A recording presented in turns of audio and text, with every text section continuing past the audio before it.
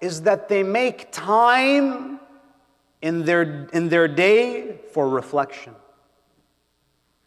We live in a time where people don't know how to engage in tafakkur anymore.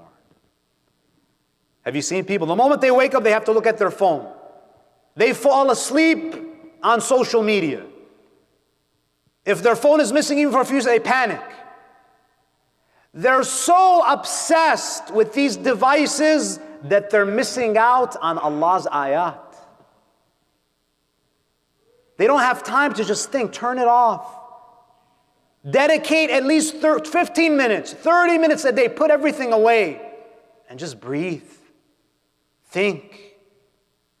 Allah in the Quran, when He describes the believers, الَّذِينَ يَذْكُرُونَ اللَّهَ قِيَامًا وَقُعُودًا وَعَلَى جُنُوبِهِمْ وَيَتَفَكَّرُونَ فِي خَلْقِ السَّمَاوَاتِ وَالْأَرْضِ. They contemplate over Allah's creation. Some of us are so obsessed with our phones that we have never looked up at the stars. The ayat of Allah are more mesmerizing than your phone. We are so disconnected from Allah's creation. Think about the beauty of His creation.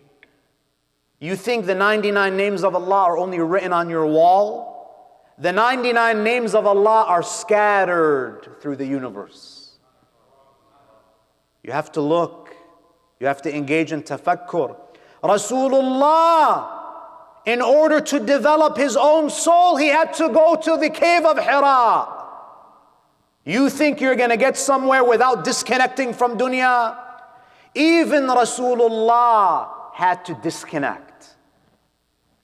He had a habit of meditation in the cave of Hira. Months he would spend up there. You need time.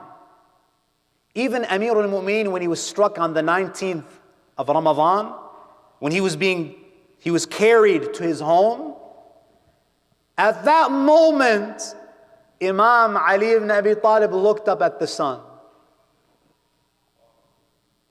He reflected on Allah's khalq. Do you know what he says? He's bleeding. Hassan and Hussein, they're carrying him back to the home. Amir al-Mu'mineen, with his eyes, he looks up at the sun that's rising. He says, Allah is my witness that I always rose before you.